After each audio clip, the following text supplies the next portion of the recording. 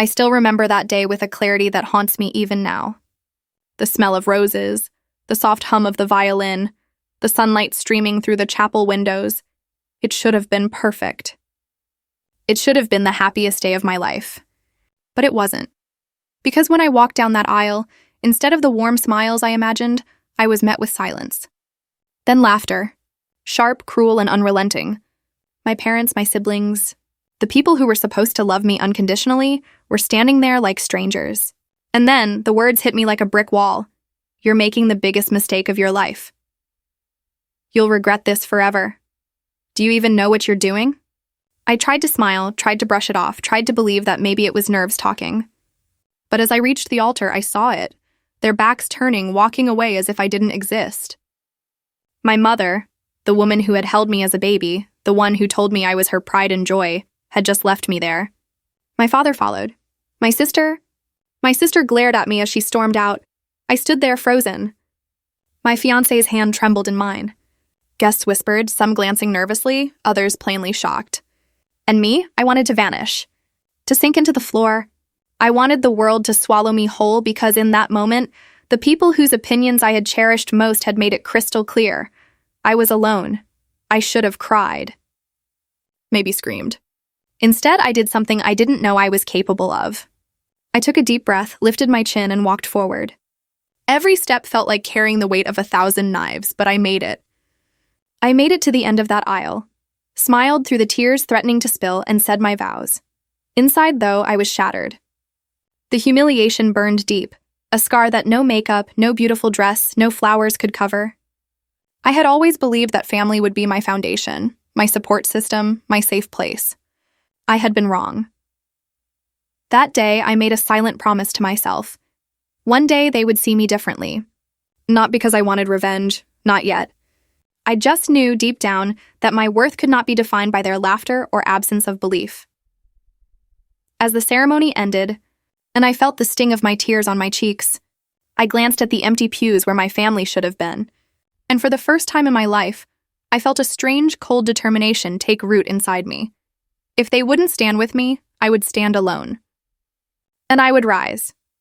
The weeks after my wedding were some of the loneliest of my life. The laughter, the mockery, the empty seats, they haunted me every single day. Every picture I saw from the wedding, every text or comment I received from friends or distant relatives, felt like a reminder that my family had abandoned me at the very moment I needed them the most. I kept replaying their words in my head, trying to understand them, to rationalize it. How could they walk out? How could they not even try to understand? I searched for answers, but there were none. Just cold, painful silence. At first, I cried endlessly. I remember lying on my bed, staring at the ceiling, questioning everything about myself. Did I really make a mistake? Was I foolish? Was I unworthy of love and support? Every instinct in me wanted to shrink, to disappear, to give up on dreams I once held close. But slowly, something else started to grow. A small, almost imperceptible ember of defiance. If they won't believe in me, I'll have to believe in myself. I threw myself into work, into routines, anything that could distract me from the crushing emptiness. Some days I succeeded. Some days I failed spectacularly. But each failure, each lonely night, each silent dinner without their presence, it became fuel. Fuel that I didn't yet understand, but fuel nonetheless. I began to realize something that terrified me and empowered me at the same time. Their lack of support didn't have to define me. I was not powerless. Their opinions, their judgments, their scorn, none of it had the ability to control my future unless I let it, and I decided I wouldn't. I moved to a new city shortly after the wedding. I changed my number, created new social media accounts, and effectively disappeared from their lives. At first, I thought I was running away, but in truth, I was running towards something far more important: myself. At night, I'd sit alone in my tiny apartment, brainstorming, planning, dreaming.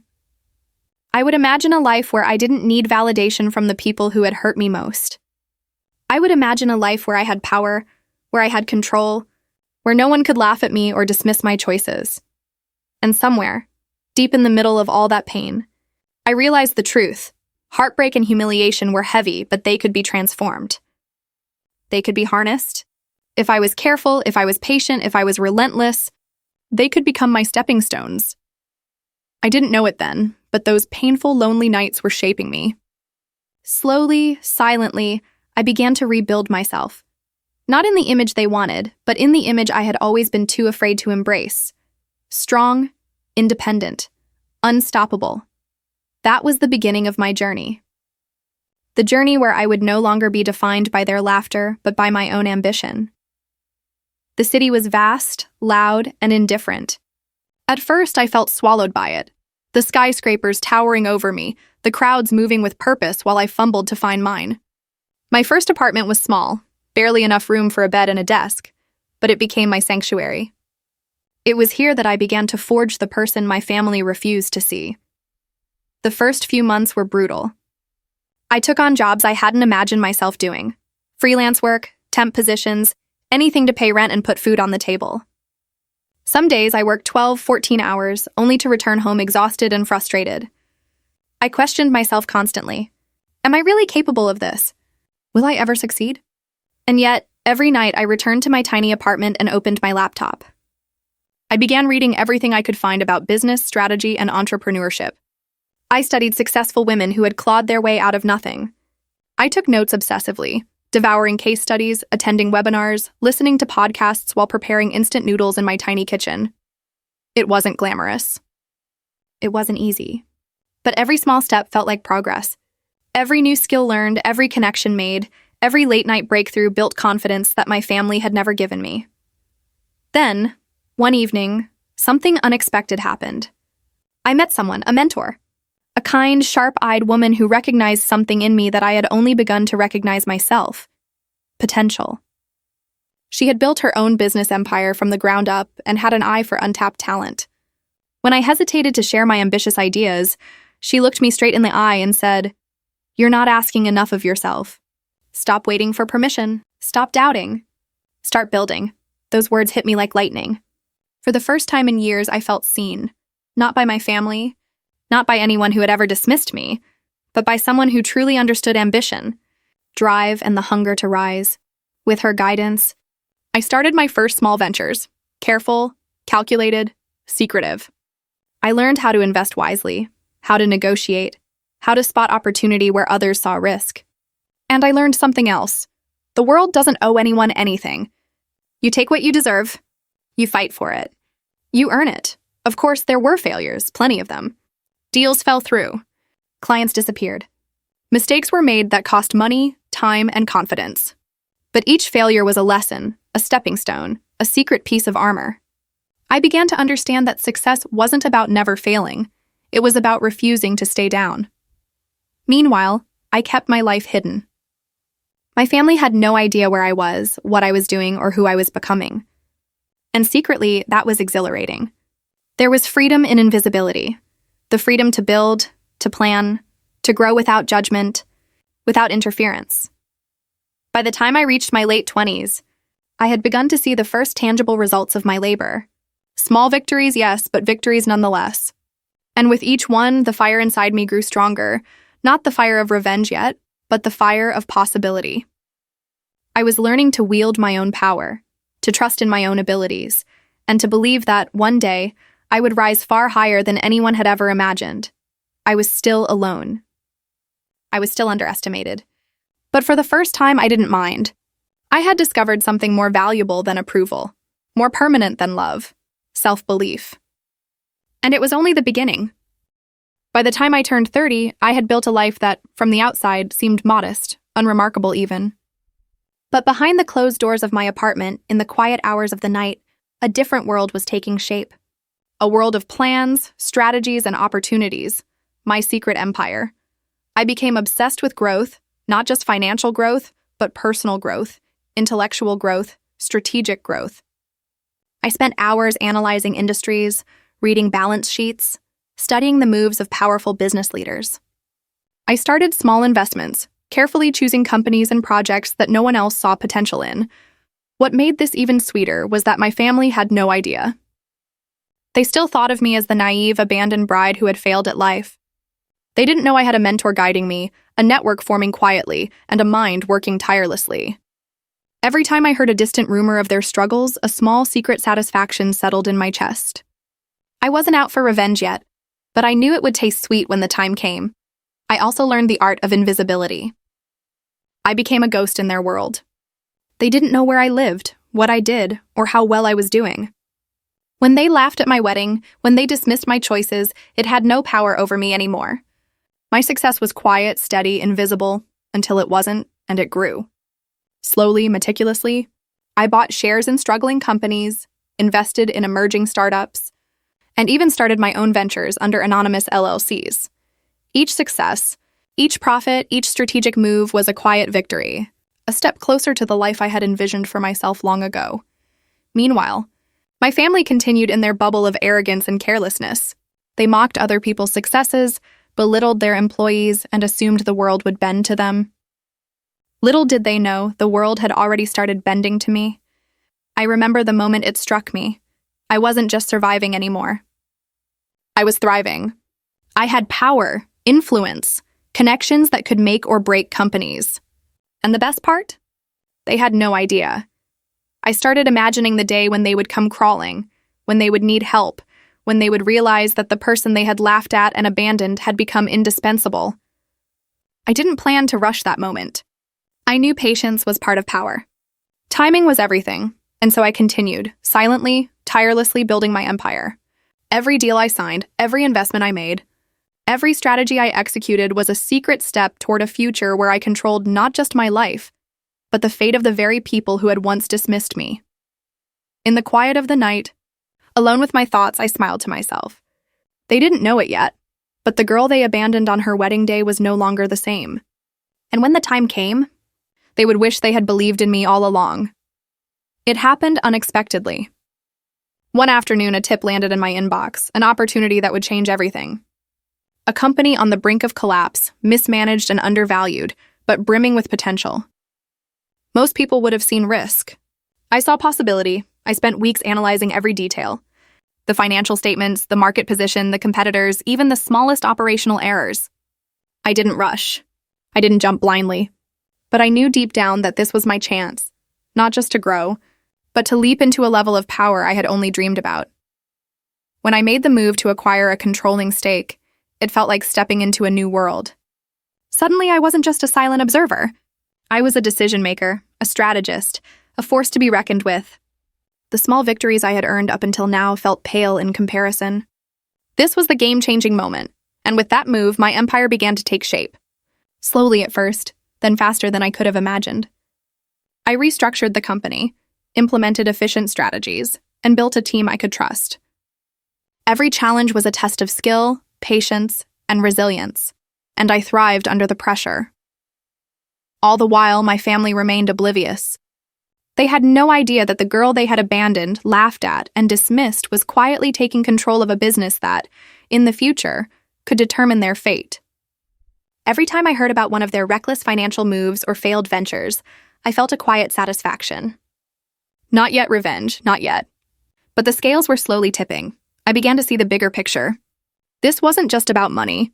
It was about power, influence, and control. The same people who had humiliated me, who had refused to believe in me, were unknowingly laying the groundwork for their dependence on me, and I relished it. It wasn't arrogance. It wasn't revenge, at least not yet. It was strategy. Every investment, every calculated risk, every late night spent poring over data was a piece of a larger puzzle. One day, when the timing was right, the pieces would come together, and I would hold the power they never imagined I could wield. For now, I stayed in the shadows, growing quietly, confidently, relentlessly. But I knew that soon, the world, and my family, would take notice. I allowed myself a small, private smile. The little girl who had been abandoned at her wedding, humiliated and rejected, had become someone they could no longer ignore. And when they realized it, it would be unforgettable. Years passed, and I watched from a distance as my family stumbled. Their once solid business ventures were failing, partnerships crumbling, debts piling up. I didn't intervene, at least not yet. I wasn't cruel. I was strategic. I wanted them to see what happens when recklessness meets reality. It started with whispers. Rumors of bankruptcy, failed deals, unpaid employees. I heard their names mentioned in articles, in passing conversations, and the kind of gossip that spreads through the business world like wildfire. And every time I felt a strange mix of pity and satisfaction. They had underestimated me for so long. Now the tables were slowly turning. Then came the phone call I had anticipated, though I hadn't wanted it to arrive so soon. My sister, or rather the sibling who had once laughed at me, was in a panic. Their latest venture was on the brink of collapse and they needed assistance. My parents were involved naturally, but they were equally desperate, equally vulnerable. And what they didn't know yet was that their fate was, in large part, in my hands. When I agreed to meet, I saw the panic in their eyes immediately. The arrogance, the dismissive attitudes, they were gone.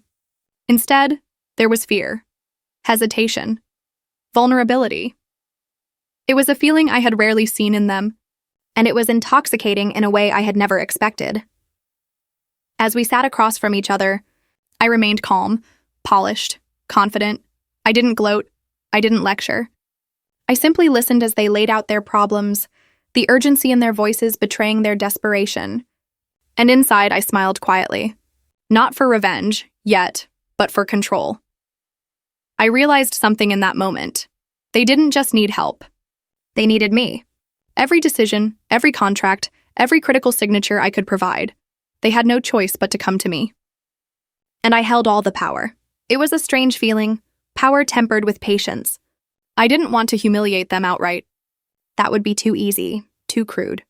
Instead, I would make them recognize their dependence, understand the gravity of underestimating me, and perhaps, finally, see me for who I truly had become. The moment was approaching, the moment when I would no longer be invisible, no longer underestimated, no longer the girl they abandoned at her wedding. And when it came, it would not just be shocking. It would be unforgettable. The day I chose to meet them was calm. Too calm, perhaps, for what was about to unfold. They arrived flustered, papers scattered, phones ringing, faces pale. They didn't know yet that the girl they once abandoned, the one they thought had failed, was now the one who held the key to their survival. I welcomed them with a calm smile, nothing in my demeanor betraying the storm they had stepped into. My parents looked at me nervously, their eyes flicking to my confident posture, my sharp attire, the subtle aura of someone who belonged at the top. My siblings shifted uneasily, sensing something in the air they couldn't quite name. I waited for them to start, to spill their desperation, to beg for guidance. But then I decided it was time. I leaned forward, picked up the stack of contracts before us, and said simply, "Do you know who owns the majority stake in the company you're trying to save?" Their faces froze. A faint stammer from my father. A nervous swallow from my sister. My mother's hand trembled slightly. They looked at me like I had grown another head. "You—" my sister began, disbelief cutting through her voice. "Yes," I said calmly. "I do." The silence that followed was deafening. Every eye in the room fixed on me, a mix of shock, confusion, and fear. The realization slowly dawned on them. Every move they had made, every failing decision, every desperate phone call, they were now dependent on me. I could see it in their eyes, the recognition, the fear, the humbling awareness that the girl they had laughed at my wedding had become a force they could not ignore. I had spent years quietly building, growing, learning, and now, quietly but unmistakably, I controlled their fate. I didn't gloat. I didn't need to. The look on their faces, the sudden quiet, the weight of comprehension hanging in the air, it was enough. "Do you understand now?" I asked softly. "The choices you made, the way you treated me, it doesn't define your business, but it does define how I decide to help you." My mother's jaw tightened. My father looked away. My siblings shifted uncomfortably. And in that moment, the room was mine. Not just because I controlled the company, but because I had transformed from the abandoned bride into the person they had underestimated. I had won. Not with anger, not with confrontation, but with something far stronger: patience, strategy, and undeniable success. And as they sat there, realizing the truth, I felt a thrill, not of revenge yet, but of absolute unshakable power. The little girl they walked out on that wedding day was gone. In her place stood someone they could no longer ignore. The room was silent, thick with tension.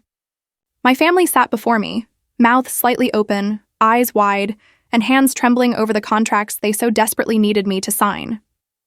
For once, the arrogance, the dismissiveness, the entitlement, They were gone. And I reveled in that quiet power. I took a deep breath and spoke, my voice calm but firm. "Do you remember my wedding day?" I asked, letting the question hang in the air. "Do you remember walking out laughing, mocking me, telling me I was making the biggest mistake of my life?" Their faces shifted. My father's jaw tightened, my mother's eyes flickered with guilt, my siblings avoided eye contact. They wanted to say something, to excuse themselves, but I didn't let them. "You see," I continued, "I could let that day define my life. I could let your laughter and betrayal haunt me forever. But I didn't. I chose to rise. I chose to build a life you never thought I could.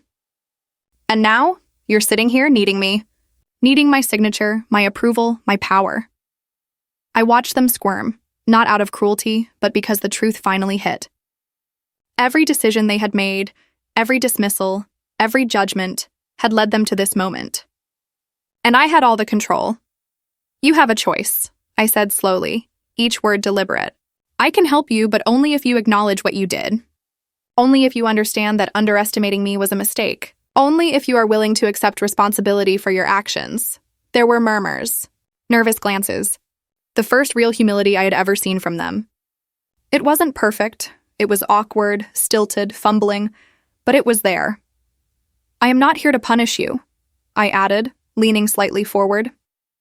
"I am here to show you what it means to underestimate someone who never needed your approval to succeed. I built my empire in silence, and now I decide the terms." The weight of my words settled over the room like a tangible force. I could see their internal calculations, their sudden awareness of the power shift. And it felt satisfying, not because I wanted revenge for revenge's sake, but because I had transformed humiliation into strength, betrayal into motivation, and invisibility into absolute authority. "Sign these papers," I said finally, and we moved forward, but on my terms. It was quiet for a long moment. Then slowly, one by one, they nodded, picked up pens, and signed. The reality hit them fully. They were no longer the center of control. I was.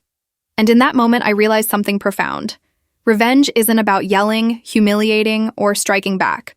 Revenge, true power, is about rising above, achieving, and allowing others to see the cost of underestimating you. And I had done just that. The contracts were signed. The papers lay on the table, neat and final, marking a shift in our lives.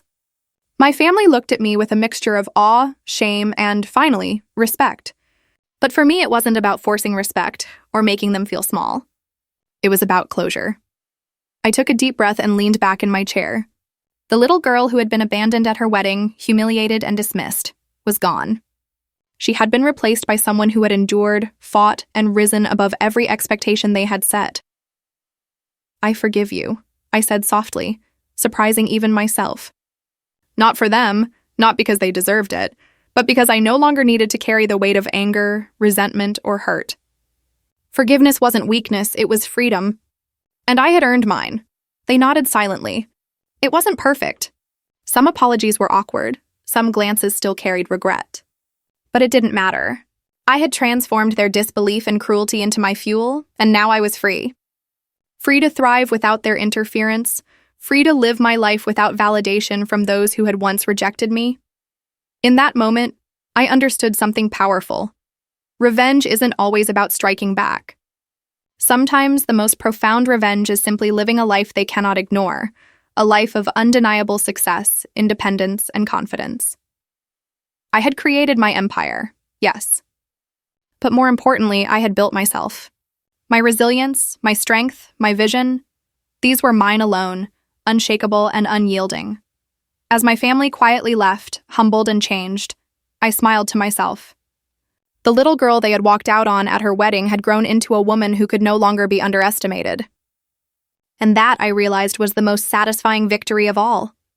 I was no longer defined by their laughter, their judgments, or their absence. I was defined by my choices, my perseverance, and the life I had built from the ground up, and in that moment, I finally felt whole. Looking back, I realize now that everything, the humiliation, the abandonment, the laughter, the betrayal, was never the end of my story. It was the beginning, a spark that ignited something inside me I hadn't known existed.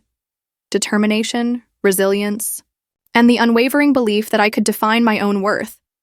I built my empire quietly, in the shadows, away from the eyes of those who doubted me.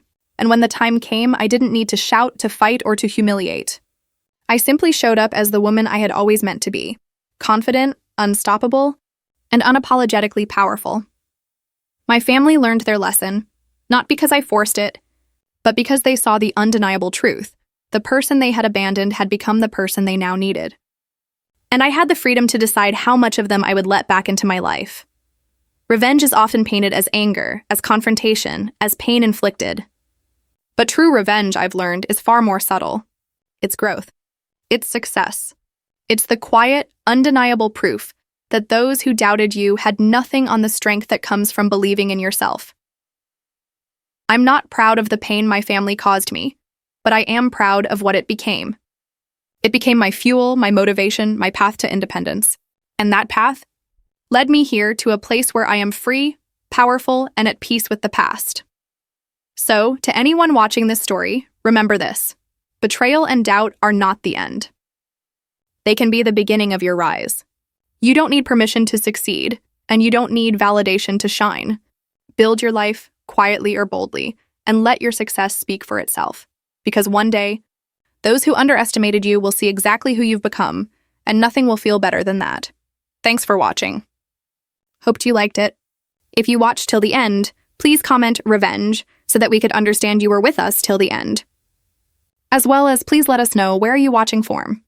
What do you want to hear from us in next video?